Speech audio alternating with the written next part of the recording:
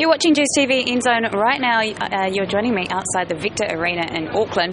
I'm talking to Brody and Pete from The Have. These guys are going to be playing a bit of a performance tonight before the Foo Fighters gig, funnily enough. Welcome to the show anyway. Thank you very much. Thank you.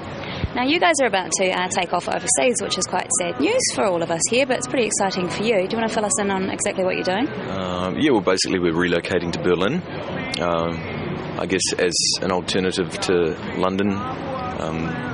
Which seems to be like the case. A lot of New Zealand bands kind of tend to just migrate to London, and we kind of didn't really want to be chewed up and spat out by the whole kind of juggernaut which is London, so we decided to go to Berlin, and it should be great. Have you been to Berlin and sort of spent a bit of time there before?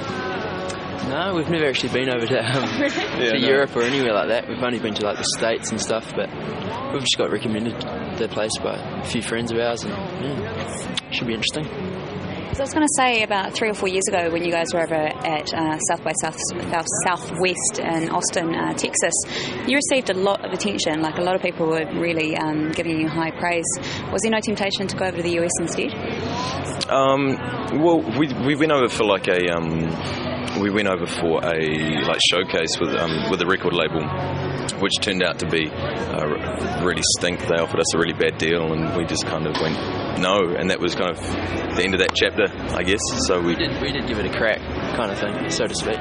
But you have to base yourself over there to make it inroads. Yeah. There's no point going over just doing a couple of shows. You know what I mean? And what good would that do, really?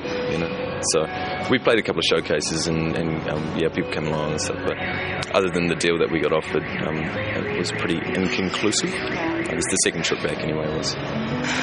Now, the album Back to the Burning Wreck, like we've heard quite a few songs off it. Of course, Back to the Burning Wreck, Red Tide, and Tell Yourself It's All Right.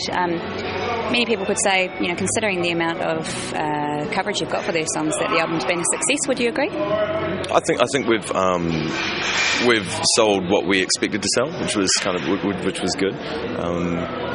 Sales have been decent. We're kind of a little bit surprised in a few ways, really.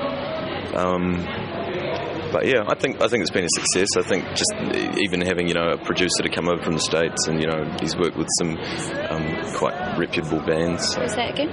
Barrett Jones. Yeah, so like he did the first Foo Fighters record and did some stuff for Nirvana, and so I think that was a success. And putting it all together, and kind of it was a culmination of our formative years, and to that point, so we just had that kind of that part of our lives on record, so in that aspect I think it was a success, most definitely. You do realise that when you go to Berlin you're going to be sort of starting again to some extent. Is that something you're actually looking forward to, or are you kind of dreading? I think we're looking forward to that. We've got absolutely no one's got any preconceived ideas of what we're like and stuff like that, and it's going to be really refreshing, I think. It'll be inspiring, actually. Good for songwriting and stuff like that, I reckon. Got any hookups over there already? There's a few people that we know, but it's all very much like a flying by the seat of your pants kind of adventure that we're kind of taking off on. There's a few people that we can get in touch with as far as booking and all that kind of stuff goes, but an old school friend of mine is living in Berlin, so he might be able to show us around.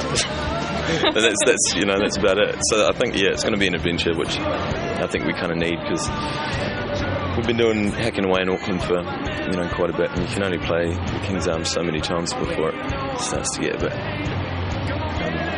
not boring, but I won't even finish that sentence. I suppose to a certain extent it's almost like when you're younger and you change schools.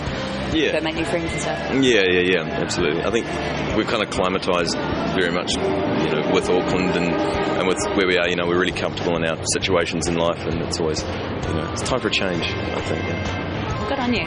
Now, it is New Zealand Music Month. I have to say Happy New Zealand Music Month. And you guys have been on the scene for a while, since you were at school, in fact.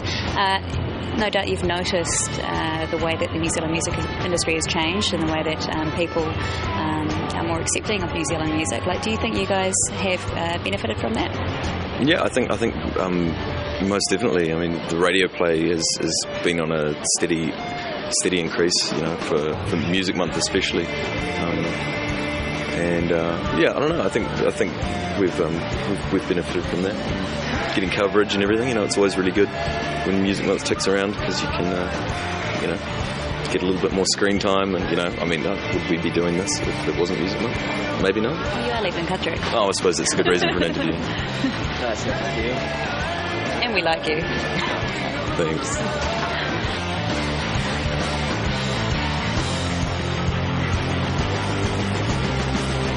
Obviously, you're going to Berlin, but musically, they have, you've very much got a rock and roll style. Are there any new musical paths that you're going to be taking, with the move?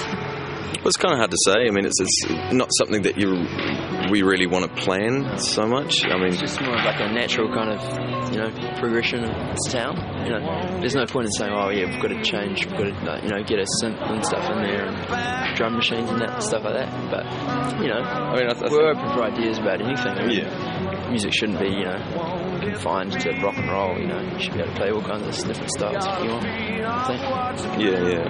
I think from the EP to the album to our next album or wherever we end up, there is a natural progression, and I think what we've tended to focus more on for the album and more on with some of the new material that we've been working on is just songwriting as opposed to writing a high speed riff with some like loud drums and stuff. I think we've really been kind of definitely more of a focus on the melody and stuff like that. Stuff like that. As opposed to barking and screams. Ooh baby, yeah, rock and roll. Yes. So would it be fair to say that Tell Yourself It's Alright is kind of more in the direction that you're going, or that was? Yeah, well, as far as a song, I think that's kind of marks a bit of a little more maturity in songwriting than some of the other stuff that we've released. But yeah, I think that was one of the first songs that we recorded with an acoustic guitar in it. Holy smokes! And there's 2 tracks on the album that have an acoustic guitar. It was like big news at the time. So yeah, I reckon that could be a slight indicator of where we're going. Perhaps. Could be. All right. Well, you guys obviously, as we said before, going away to Berlin. There will be people out there wanting to know what you're up to, maybe how to get in touch with you, find out a little bit, what you've been doing. How can they do that? How can they find out where you're at? MySpace. What's the address? www.myspace.com/thehav. I think we're on Facebook. We may be on Bebo. I think we're on Friendbook and Facester. Space. That's it. Yeah. So MySpace is the place to be. Yeah, that's it. Yeah. Well, look, Brady and Pete from Have, thank you so much for joining me today here on NZOWN, and best of luck with the move. Yep. Thank you very much for having us. You're welcome. Goodbye, everybody. And don't be strangers. No, we won't. Of course not. We'll send emails, maybe. You're just going to forget about us, aren't you? Never. Probably forget about us. Never. All right, Brody and Pete from The Have. You're watching NZOWN, and here is the latest video. Tell Yourself It's Alright.